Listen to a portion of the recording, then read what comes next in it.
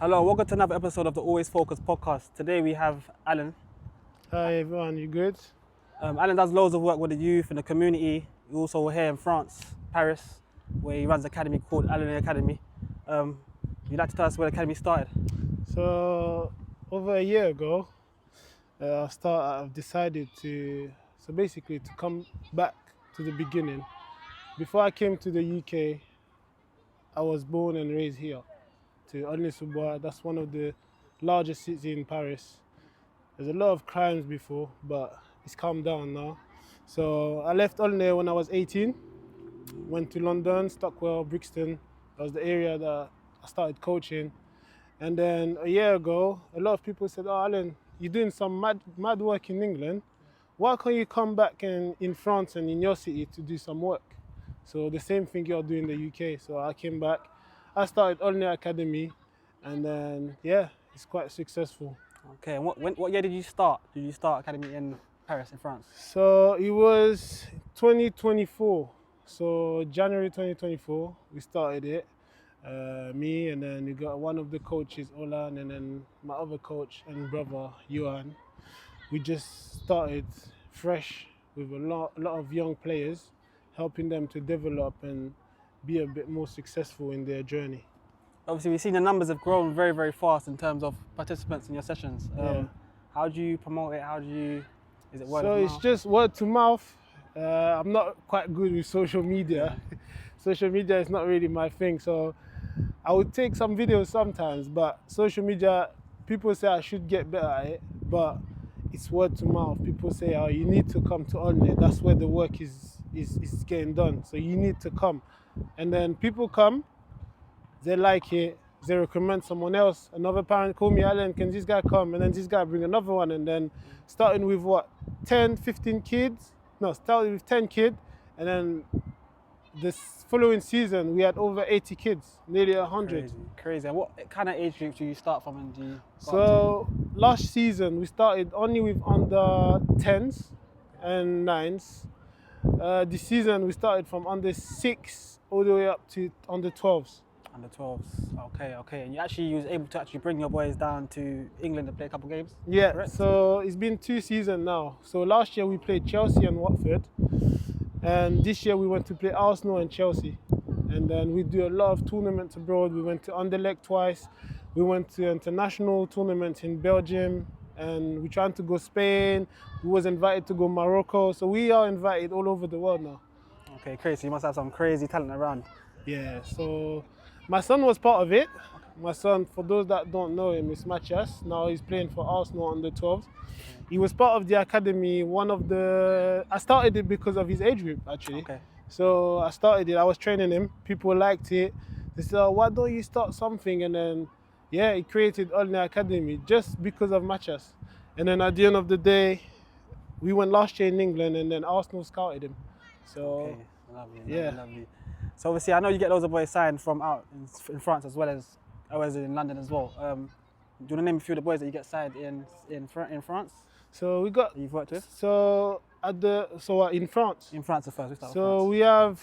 we have Noah Sangui that's now in Paris FC. We worked with players like Isiaka from Aulnay-sous-Bois. We have a couple boys. After most of my boys will be in England. All the boys that are in France, I helped them through someone, but it's not players that I actually worked with. Okay. You understand? So it's players that say, "Oh, Help Allan, can you help this boy? He's got that level, he's got that abilities, can you help him?" But it's not players like I started coaching them in England, because most of the boys that I started coaching, that's these boys over there. Okay. And moving on to England, the boys that you work with in England or you've helped go through the channels in England. So we got Abdul, we got Declan Frith that signed for, top of my head, Stephen Bala, Obed that was at AFC Wimbledon. The list is so long. Oh my God, I really can't. Who else? Yeah, we got a lot of players. It will come back to me. Come back to you. We got a lot of players. Obviously, we know a main problem we have obviously in London is obviously facilities. What's it like with facilities out here? You obtain the facilities and getting somewhere for the kids to obviously play. So the difference with England, when I go to do my session, I have to pay. right? Yeah. Here I don't pay anything. It's free of charge. I get minibuses for free. If I want the big bus, they give it to me for free. Swimming pools for the kids for free. The pitches, I just book it with the town hall because they own everything here. Okay. So you have to go through them. You send them an email. They book you for a week or 2 weeks, and then they put like someone to stay over there for you. If you got any problem, changing rooms, everything. So the facilities is run by the town hall, Okay. and then they just give us everything. Okay, I'm not gonna lie, on there we are on it. We got everything. Okay. So from the top of your head, how long have you been coaching for? I started right now I'm 33. So I started I was 18. So the math should be 15 years. 15 years. And when did you feel like, this is the So journey that I basically, wanna go on? my journey is I started coaching. It's mad because when I first started coaching, I was coming to help here. Okay. That's the pitch where everything started. So I came. So I had to do, when you have to do your internship, Okay, yeah. yeah, in school. Okay. So I came here, and then I asked them because I was playing here actually, and then said, oh yeah, you can come every Wednesday and coach the kid, help. Okay. I said okay. I came down and I was coaching, and they gave me the C team, so that's the worst The kid. worst team, okay. They gave me the Yeah. worst team, and then I said, you know what? It's all right. You lot, we're gonna do Gotta do something. work, yeah, We're gonna yeah. do something. So we started working. But the problem was this guy. They said, we are in the C team. They weren't pushing to go to the B or A team. It was just stagnant They're in one just place. staying where they are. So they put them in there, and they said, all right, we're gonna stay there. I said, what you guys are doing? We need to try to get to the next team above. Yeah. And we started working. After like 2 months, because my internship was finished after 1 month, but I liked it. So I said, can I stay with them? Okay. And then the kids liked me as well. So I stayed with them, and then after like 2 months, we used to play like them triangulars, yeah? We used to play like A against B, against C, against D. Yeah. And we ended up beating the A team. So you end up basically being the A team, more or less. We beat the A team. So now every kid started believing, and I started thinking, all right, I'm not actually bad at this. Yeah. So then I decided to go to the UK. Yeah. Then I was around Stockwell Community, Community Center. So I used to have them kids training in the park. Okay, yeah. So Stephen Bala, David Mata, all these kids, yeah. So I started coaching them. They was like 7, 8 years old. And then, the more it went, I started coaching, and then I started liking it. The boy was coming to me, and then I met Nathan. 2016. Yeah, right. And then we started Lambeth Spartans, and then, the rest is history. Yeah, I remember we had a team where no one couldn't beat us. Yeah. Nobody wanted to play us. For about 2-3 years, unbeaten, like nobody. So they had to cheat. Lambeth. I remember in the London Cup, when we got to the London Cup final. Who did we play? What was it? Hampstead. Hampstead. Hampstead. The guys came to me and he said, oh, well done. It's been a long time as an amateur team come to the final. Yeah. Like he wanted to say, you lot are going to lose today. And we started smiling. We started smiling. So this guy doesn't even know. 100%. End of the game, 5-0 to us. So it was funny.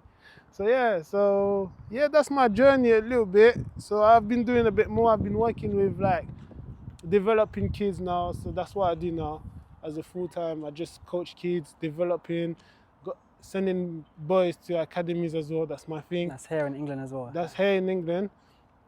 And just working with younger kids, because I noticed, remember, we had older kids at that time, and it's a bit more headache. You have to be after them. Oh, I have to go do this with my auntie. This guy doesn't even have an auntie. So to see his girlfriend and things like that. So I rather work with little kids, help them progress and develop, and then that's it.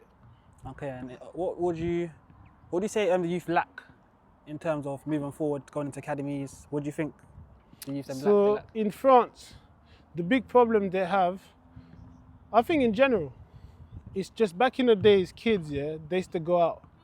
They used to go out, they used to go left and right, do things. But now those kids, they don't do anything. Parents are a bit more scared, So it's a lack of maturity.